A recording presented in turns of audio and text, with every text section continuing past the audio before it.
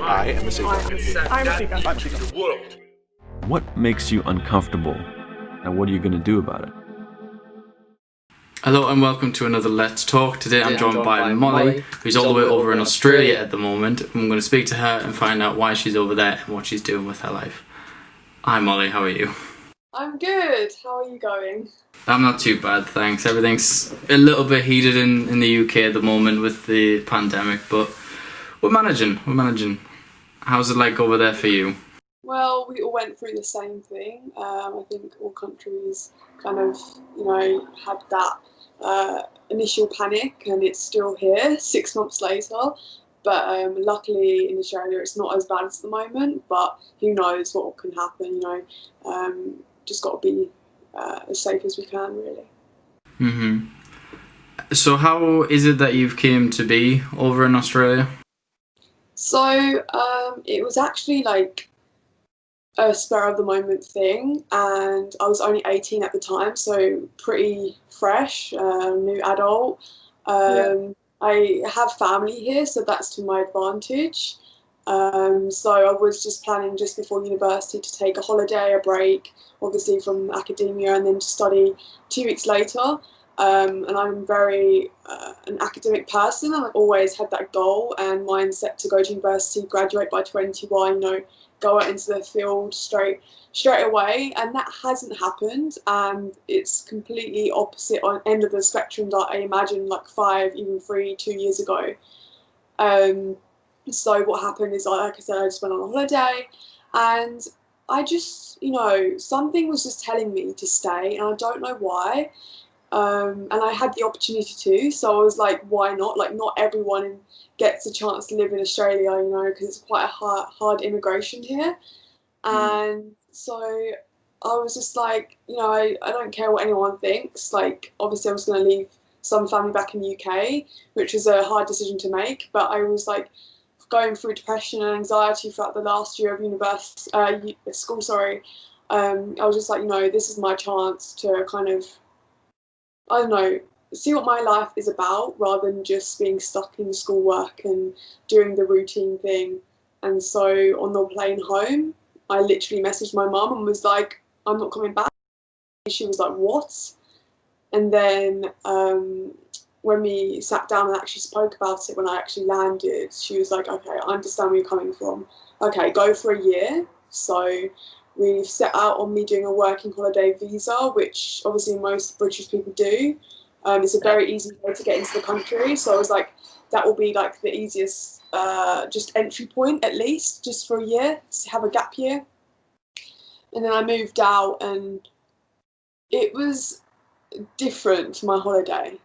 Like, I thought that the holiday mode would be constant, it would be 24/7, and that I'd be walking on lovely white sand beaches and, meeting amazing people and swimming every day. But that was not the case. And I realised very soon that it was just like a normal life like everyone else, but just a different environment.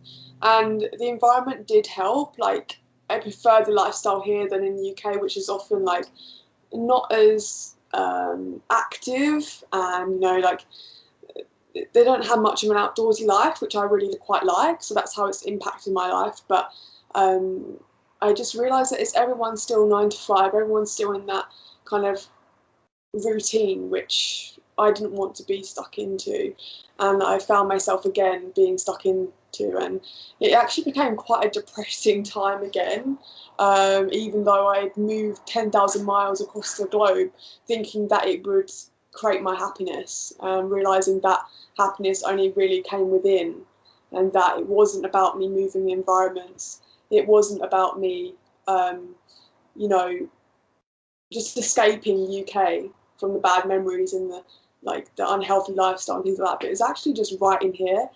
And it took a while to get over that, and obviously quite a struggle, as everyone goes through. And unfortunately, that's just the way it is. You have to go through a struggle to, find your inner peace.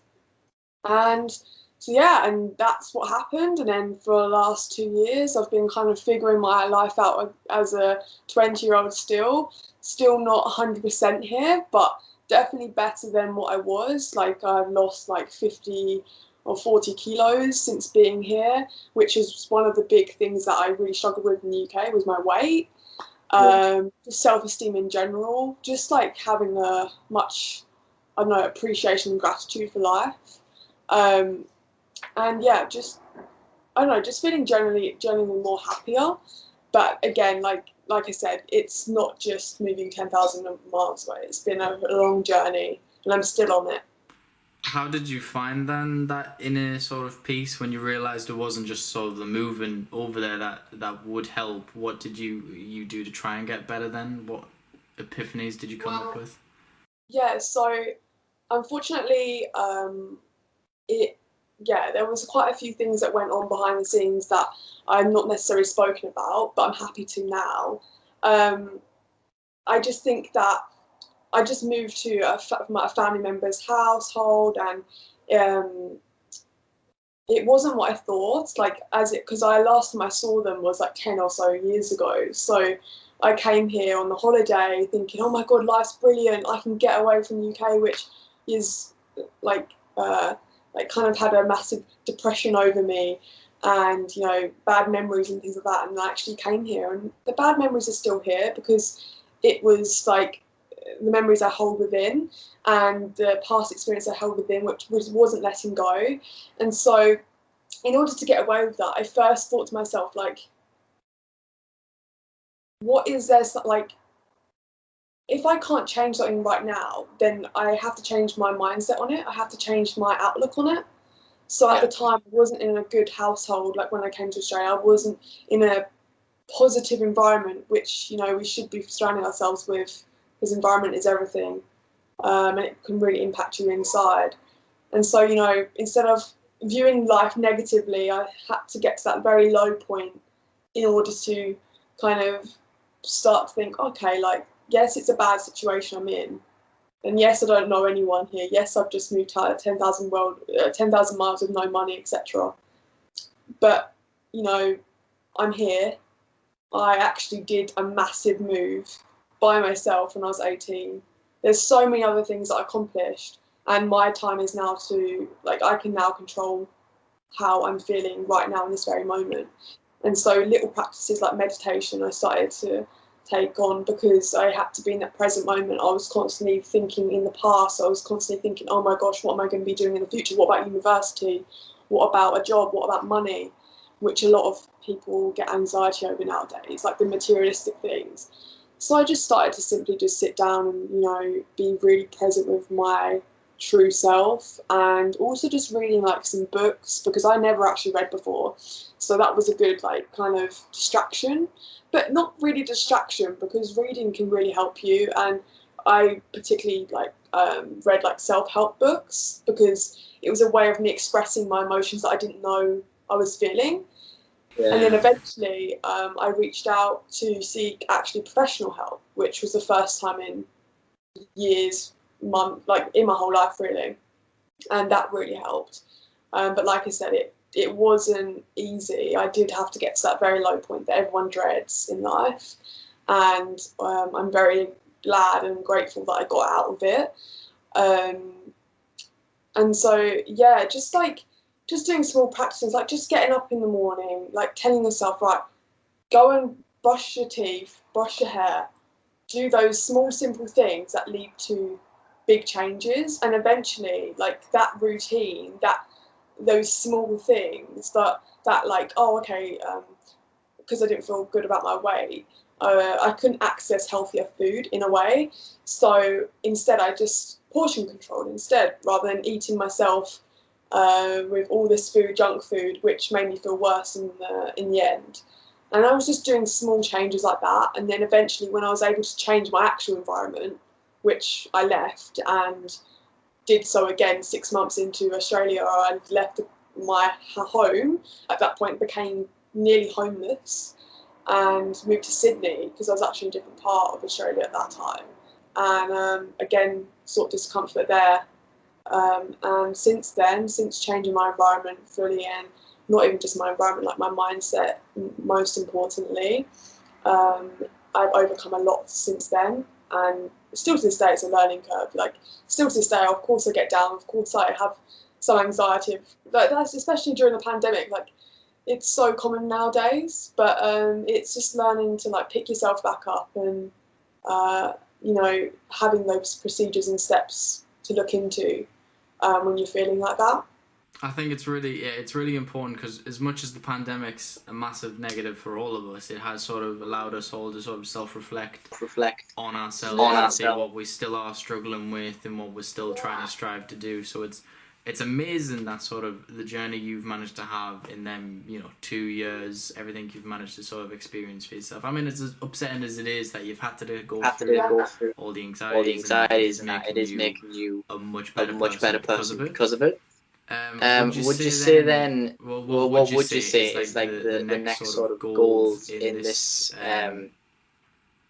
in your sort of journey of how to feel better in yourself and be more comfortable in your environment? Always actually going well for the last like a year and a half. I like found a nannying job, which was completely out of my comfort zone. I mean, I've looked after children before. I have 7 siblings, so I've been fine with children, but to enter someone's home and give care to their kids when they're not there was a very big discomforting experience. But I then got used to it, and that also taught me a lot.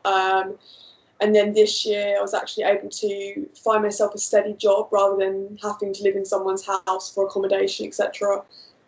Steady job, and then I actually moved out by myself in Sydney, which is a really big accomplishment, which I really enjoyed. But actually in June of this year, I got rejected permanent residency for Australia, which was a big hit because I was expecting to get it because all my family members live here. Like, only my mum lives back in the UK. You'd know that obviously if you had all family members, you'd think that immigration would be easy, but here it's still very hard. And so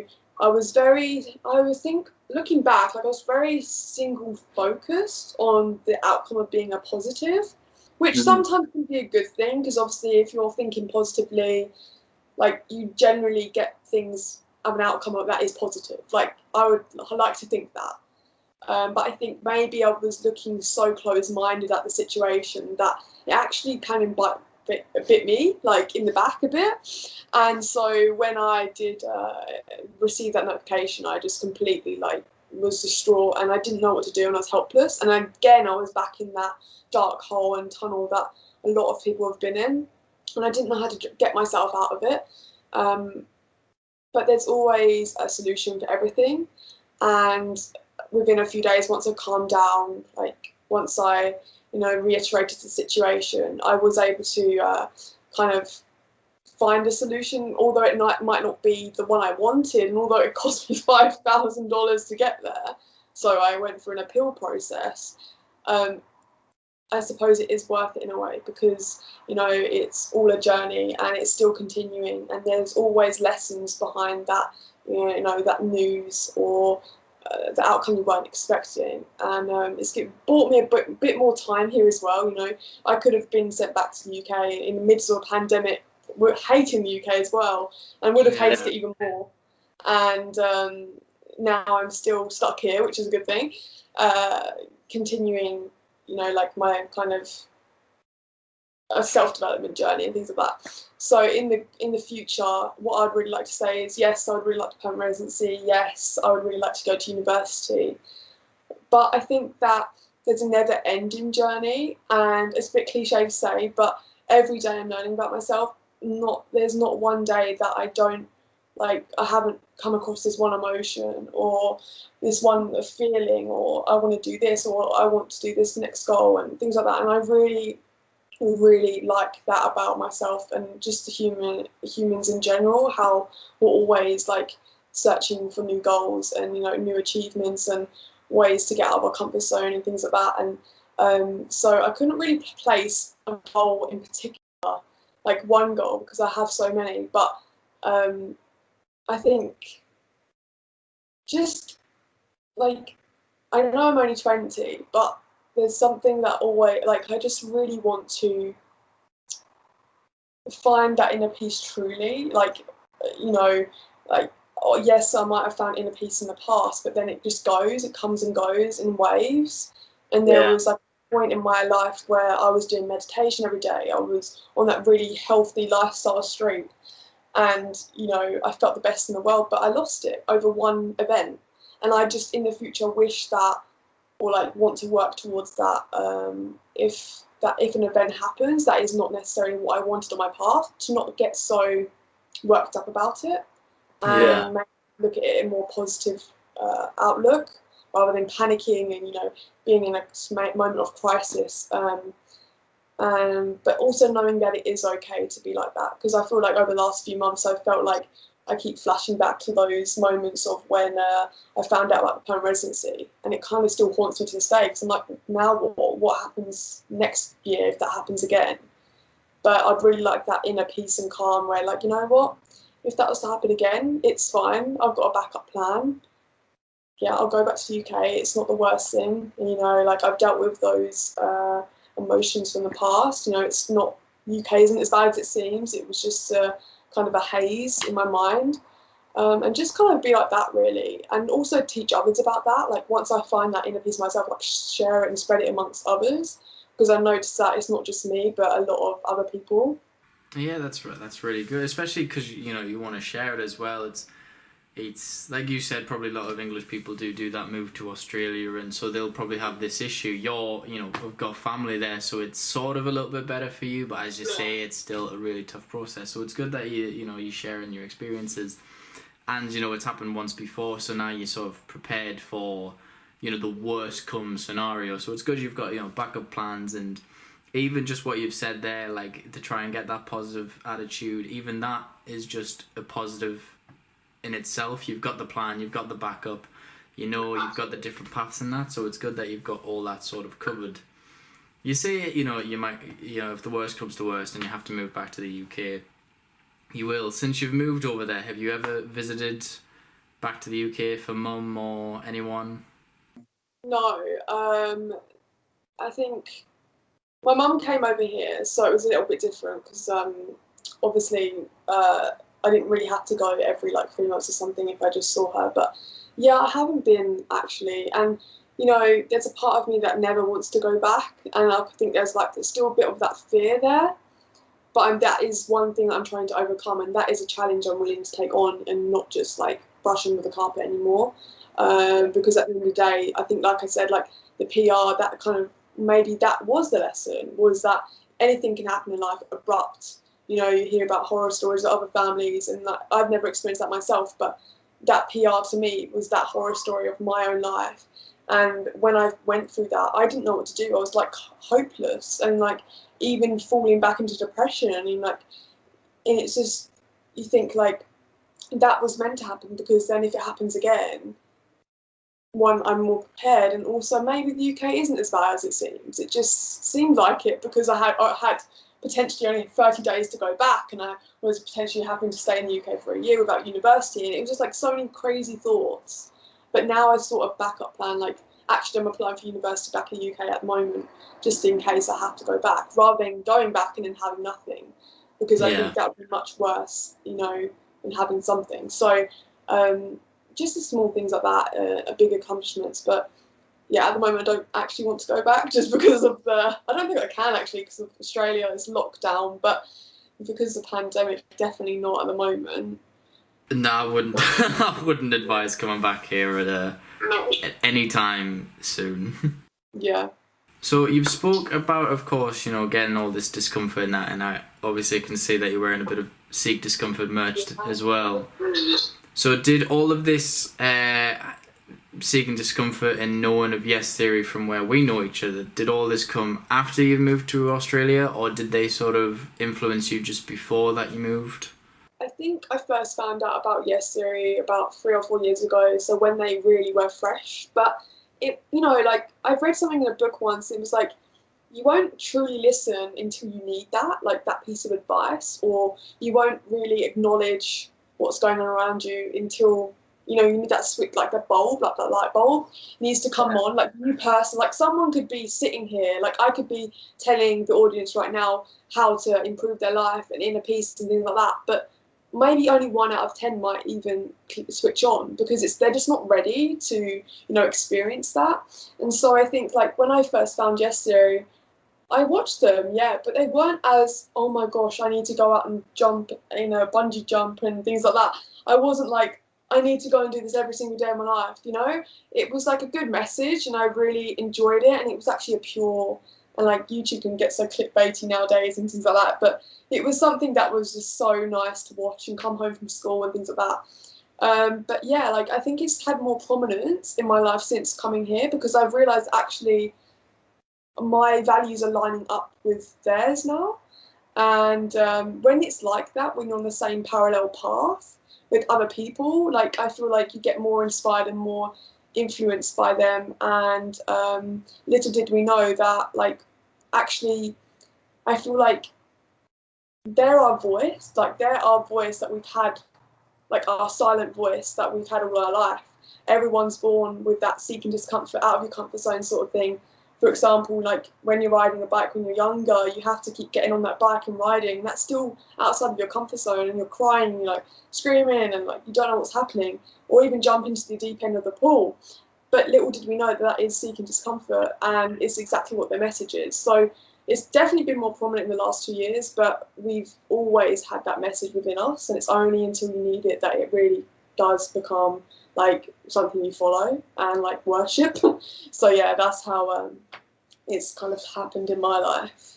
That's actually, I was really interested actually from that, the whole, 1 in 10 people might listen to it because it doesn't click with them. I've never thought about that, but I am actually that has struck us quite a bit. I might use that from now on.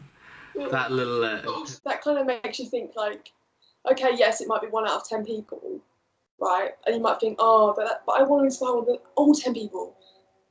But at least you're inspiring one. It's better than no one at all. And later on, people might come back up to the video and be like, actually, I remember that video. Although I didn't understand it too much in the beginning, I'm actually going to go back and watch it. And that's when it starts to switch them on. Or maybe they just unconsciously start to use the message in this video. So they might not agree with it, or they might not think, okay, I'm not going to do this, or I'm not going to do that from this video. But in their daily practices in life, it might slowly start to change. They might slowly, like their thinking patterns might start to change, and that's when they're actually being impacted. So you never know who you're impacting. It is. It's brilliant to look back and sort of think, especially there for me, just the amount of things that I've probably been blind to, watching or walking down, and then every now and then something will click. It's like a song. You could have like a really favourite song and it, you mean nothing, and then something happens and then the lyrics mean something a little bit more. Yeah. I like that with a song, and so you've basically managed to put it into words for me, so thank you very much for that. No, that's not, it's alright. So with of course sort of finding Yes Theory and it being a bit more impactful, over your end of the pond, how has the community been and your interactions with the community been and helped you while you've been there? Yes Fam has been my saviour. Like I said, like last year I came here, like 2 years ago I came here with no one, then moved to Sydney by myself. And obviously Sydney is quite a big city, so there's bound to be a Yes Fam around. Yeah. And I was like nearly homeless and just had no friends. Like I remember just going on Tinder or like something like that just to make friends. And all my friends became boys at that point. So I was like, like that is not the way to make friends maybe. So I don't know how much I trusted just going up to a random stranger in the street and maybe them thinking that was a bit crazy. So I just reached out. I can't even remember how I found it. I think there was a Facebook group, Yes Fam Sydney. And I just like put a post on there like, is any meetups soon? And there actually haven't been for like 6 months, so it's pretty inactive. And I was like, oh, maybe not then. But actually it kind of rekindled the fire because there wasn't a few posts for a while. So I was just like kind of rekindled the fire. And then we had like Friendsgiving, like exactly a year ago. We had like beach meetups, just like small meetups like that. And then I kept seeing the same people over and over. And then they became like really good friends of mine. And then the group creator actually then decided to put me as like one of the admins, I suppose, that you would call it. Just because I was so involved and just so wanted, I also had that craving for friends and just to get involved and, do all these amazing things with new people every time, learn about different cultures because Sydney is quite cultural. and just like, I don't know, just make fresh new friends in a fresh new environment and just with the most positive people. Because obviously, like I said, like my environment hasn't been the most positive in the past. So it's a brand new thing. I just loved it and I just immersed myself in it a bit too much probably. And yeah, since then it's been nearly a year, and obviously the pandemic's hit, so at the moment it's not too active. We can't really meet up. There's only a limit of 20 people at the moment, so it's quite difficult to organise meetups. But back in March, we actually filmed our own documentary, and it was featured on Yes Series page. Discovered them about 3 to 4 years ago. I don't know, just kind of, I suppose I've always been seeking discomfort myself without realising, and a lot of people do. And I just stumbled across it, and that's probably one of the best days of my life. I just clicked subscribe at 10,000 subscribers, and ever since I've been watching them weekly.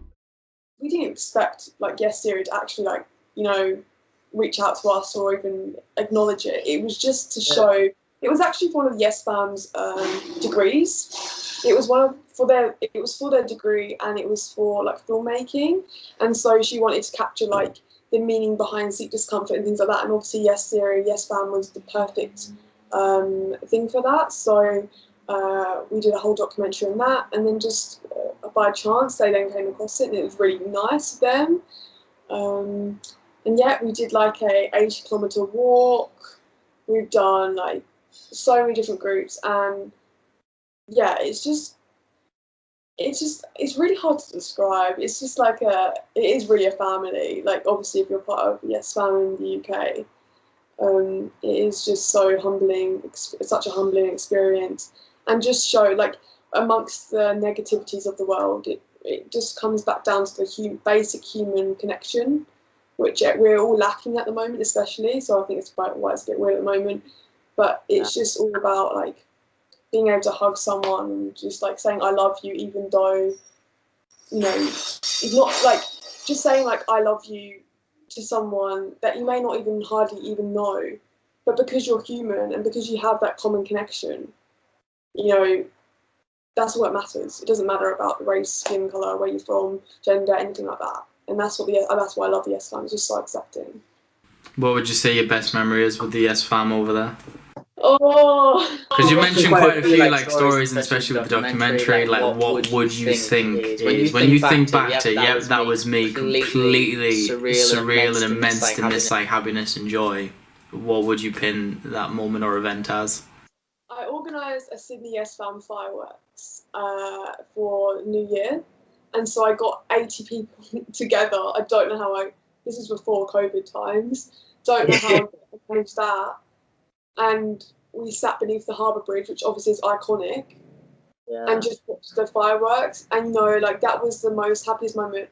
Ended like a kind of a negative year in a way, with a positive, and then starting the new year with a positive with people I hardly even knew, but we were all smiling, all laughing, all holding hands, and like in that moment, nothing like in the past or present, like nothing in the past or future was like with me. It was just in that very moment, and that's what everyone wants. And that was that was inner peace. That was that moment of like your heart kind of stops, but in a good way. And I really miss that. So yeah, that's probably one memory I think. Oh, I think that's dead nice, especially like 80 people is an incredible turnout for them.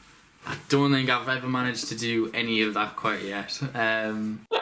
It sounds like an absolute blast of a time. I'm glad you've had that sort of connection, that community. I think that's probably a really good start to wind down. So I just want to say thank you for, of course, coming on the talk and talking about what you have. I think it's been really insightful, and I'd hope it's beneficial as well on your side. Yeah, of course it is, even though you're keeping me up at 10 p.m. No, I really do apologise. The time zone. But do you have any final words that you'd like to say for either yourself to get out, anything you feel like you would want to mention or talk about, or anything for anyone who's listening to hear? I'd just like to say that I think that obviously everyone's going to listen during the pandemic time, And if I spoke about positive and negative thinking and things like that, and we can try and view it positively by thinking like this is the first time in like our own lives that we've actually stopped and had to be forced to stop our daily routines or the things that were impacting us, maybe stress and things like that, in work, in like the constant busyness of school life, in just the constant like the city noise, that's like the sort of thing. We've had to actually just wind down for the first time in our lives, and that can be used to your advantage rather than like a disadvantage if you really like try and pick yourself up and just it makes you feel grateful that hopefully you're safe and that we do get a chance to kind of sit with ourselves and think about what's going on here, which can often build up and cause a lot of anxiety and stress. And I would definitely recommend, if you're suffering from anxiety or stress and things like that, to definitely seek out meditation or some just like mindfulness practices, because that's what really helped me. And it's universal across the world. And there's so many different resources that you can use. That's brilliant. Thank you very much, Molly, for everything for today. So if you want to check out any of the things we've talked about, including the documentary and any of Molly's pages, everything will be in the link in the description. Thank you very much for watching and staying tuned, and we'll see you in another talk.